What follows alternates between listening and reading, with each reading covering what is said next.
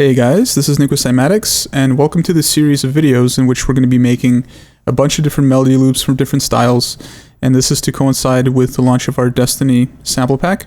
It's going to have loads, like hundreds of melodies, and all kinds of different genres. So we just want to release a bunch of different videos from different producers that have worked on the pack. Each of us is going to kind of show how we're going to make a certain melody from a certain style. And to kick things off, I will be making a brass loop, and I'm just going to show you guys kind of the general gist of how you write kind of an uplifting brass melody. The challenge is typically to like make it sound realistic, but it's pretty easy when you get like a nice brass library. Like I'm using Sessions Horns Pro from Native Instruments, and I recommend you guys look into it. It's really easy to use, and it sounds really good. So we're just going to have a tempo of like 137.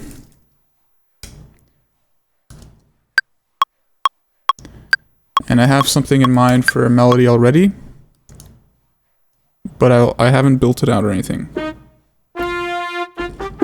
That's just going to be the general gist. And we want to make it uplifting and loud, so we're going to make the velocities pretty much the max.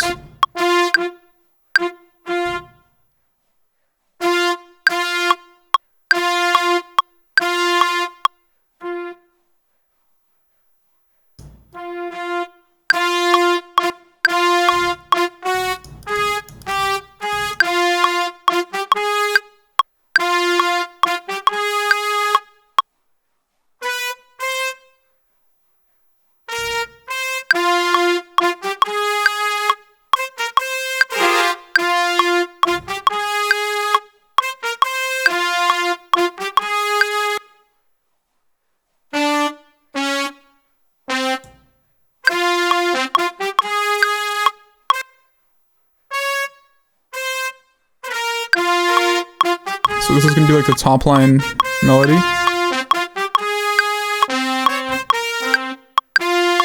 And we're going to be playing with the key switches and stuff in a second, but let's just get the general sketch out of the way.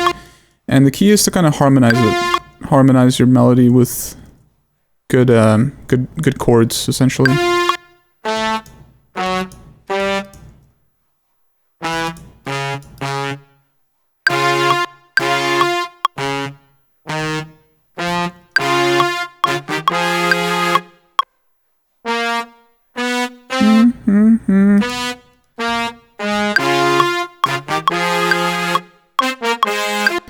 So there I went into the octave and it sounds cool, but the last note is not a unison, right?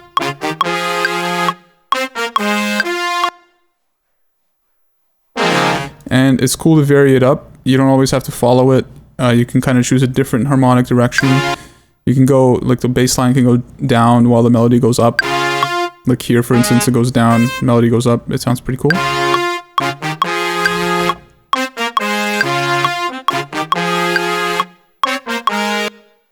There it does not sound good, right? Because there's different notes here. So here I might go up.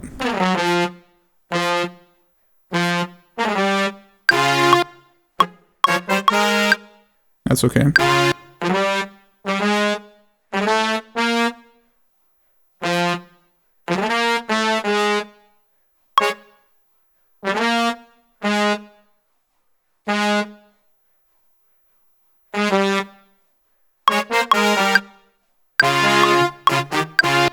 Okay.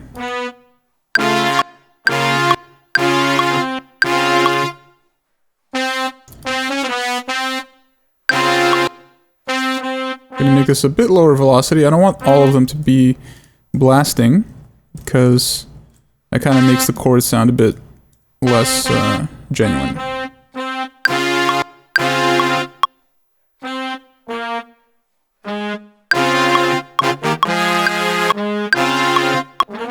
So notice how it's kind of, I'm doing voices, right? I have the melodic voice, I have a bass voice, and now this is going to be kind of like a mid-range voice or a soprano.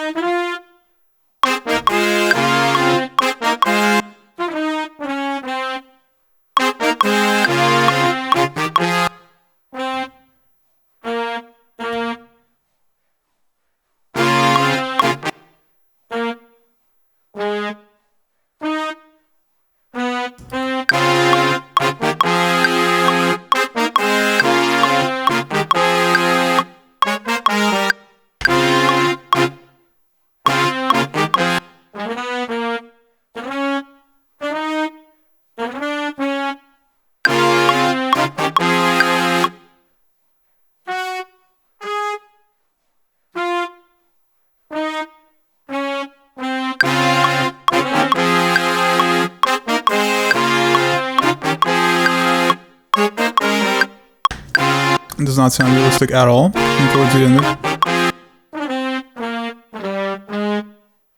So probably gonna... Nah.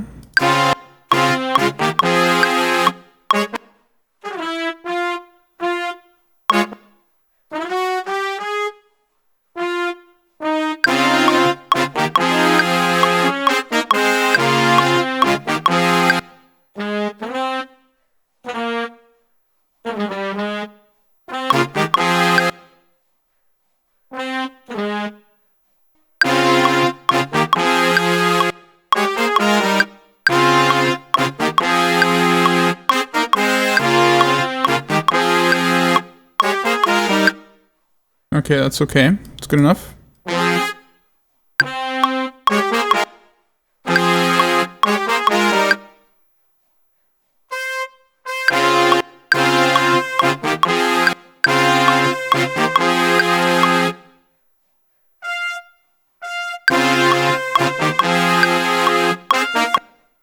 That's a bit too shrill there.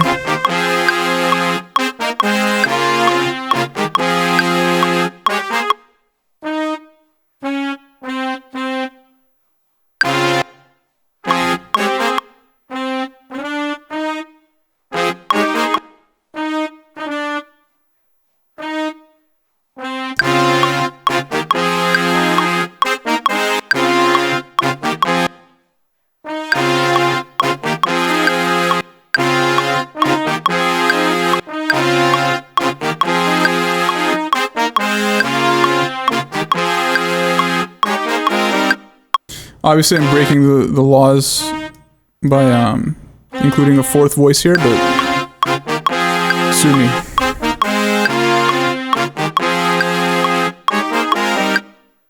Just to give it a bit more of pizzazz at the very end there. Okay, let's open up our contact. We're gonna kind of play with this a little bit.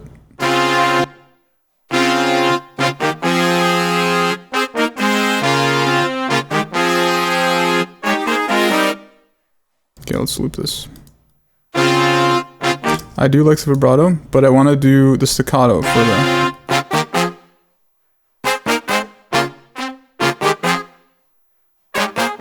And if you're wondering how do we switch, well, this is called a key switch. And F sharp -1 of the -1 negative first register is going to be our switch for staccato. So I need to activate it. I assume vibrato is C1, C -1. Yeah. No, I need C sharp -1. I want vibrato, so we're gonna do this. See how it does the staccato, but we need to tell it to switch back. And go back to staccato there. Okay, that's cool.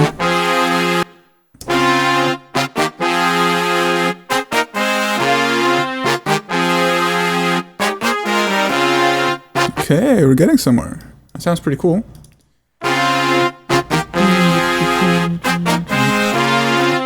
We can use the humanize knob here. All it does is just add mistakes in timing and slight variations of pitch, which is, you know...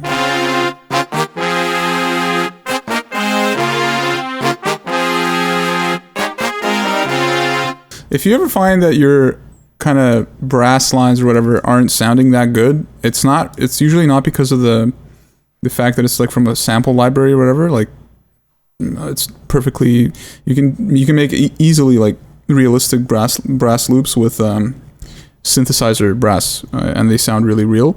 It's only like how you arrange it, right? So this is like orchestration pretty much. Let's go back, and there's a lot of different style presets. Power horns.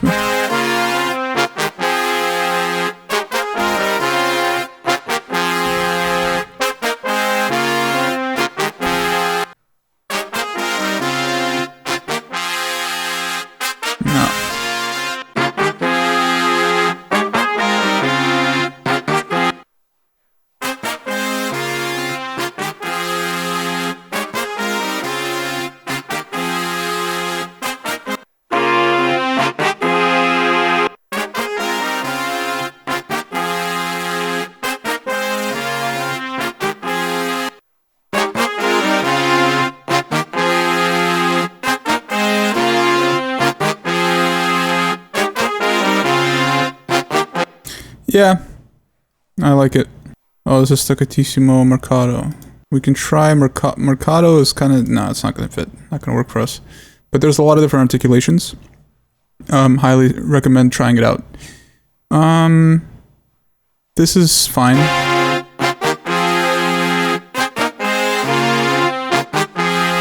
And from here... Here I would like experiment, like you can kind of hear like you're driving in a road and there's a pothole and like there's less intensity on certain notes here and certain chords. I want to keep the intensity pretty stable, and one way you can achieve that is with compression, which I will do, but you can also kind of reinforce the bottom end of some of these chords. Da, da, da.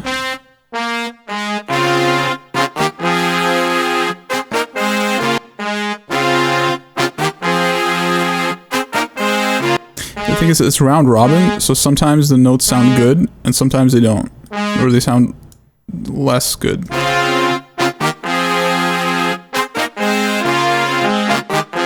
Maybe if I increase this velocity.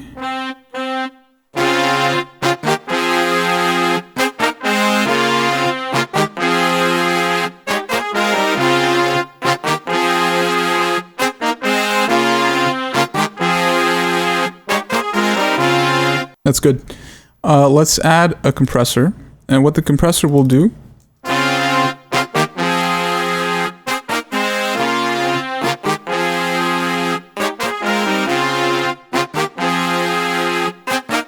It's just going to even out the volumes. Because these are recorded, you know, real life instruments. They're going to have variations in volume.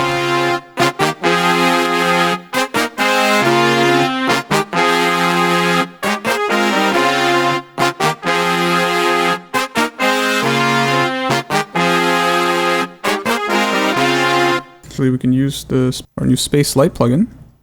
We're gonna use the Space Light for now because we don't have space. It's coming out soon though. And Hall Long, we're gonna use that as our reverb.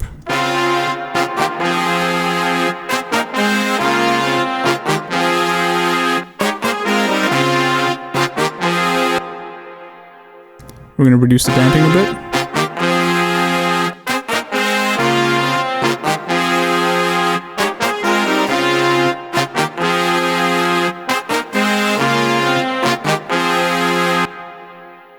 Nice.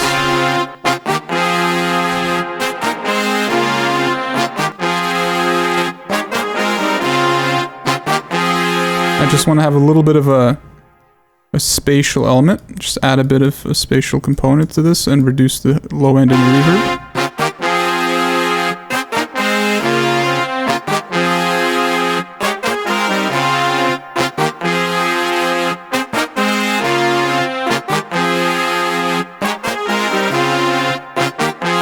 Nice.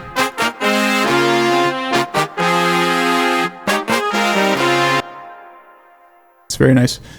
Okay, let's try to find a really low, like, contrabass, like just a very low bassy brass sound, which we will be achieving again with this plugin, but we're gonna find a different preset because the presets also have different sounds. Okay, trombone, fat tuba, perfect. How low can we go? Yeah, nice.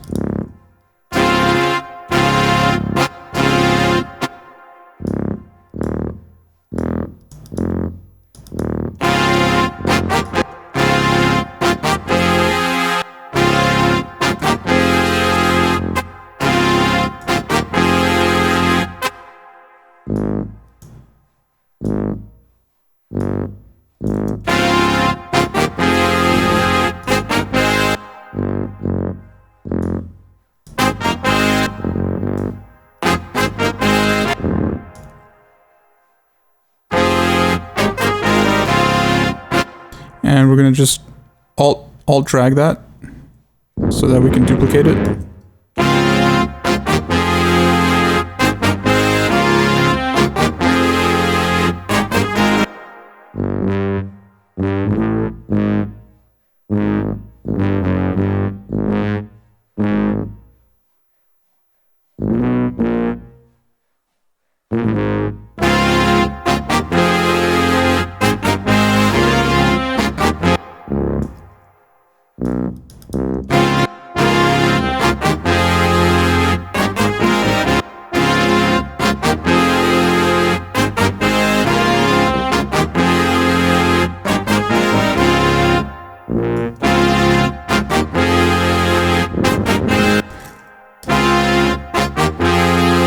That's fine. I don't like the really low tuba. It's kind of doesn't sound real.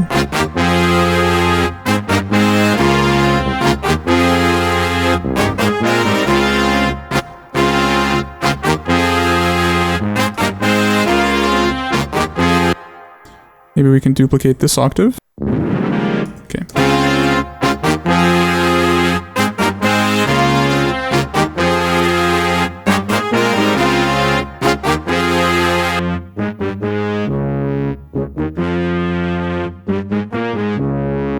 And to add a bit more texture, let's change the articulations. Let's do non-vibrato for the bass.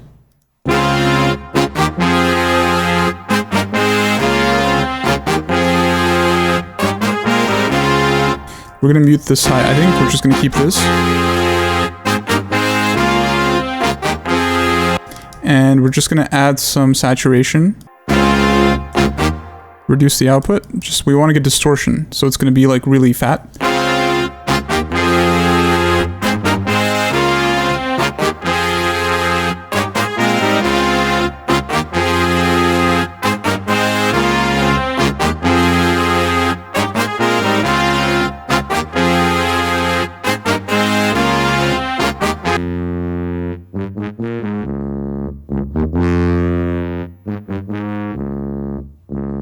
Okay. And we're just gonna EQ it a little bit. Add a bit of high end. Reduce maybe a tiny bit of the low end. I don't want to have like sub bass. I want to have like a regular, just low end. It gives it more of a firm quality to the chords, but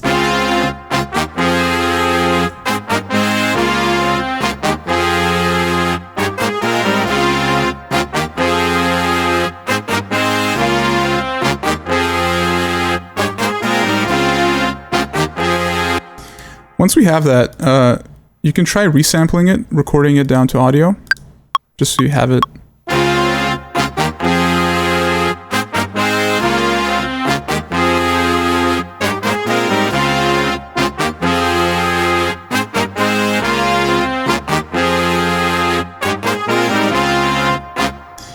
And the advantage of this is that you're able to, you can like select, especially if you have like a round robin instrument like Kontakt, you can select specific notes and articulations that you like and use them in the loop, and then delete others which you don't like, where they don't like, the notes don't sound as strong.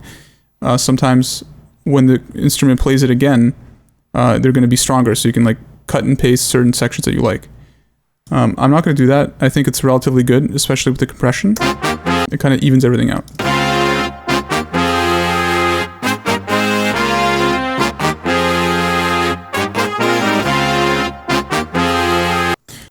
Alright, so that's how you make a brass loop. I'll see you in the next one. Bye-bye.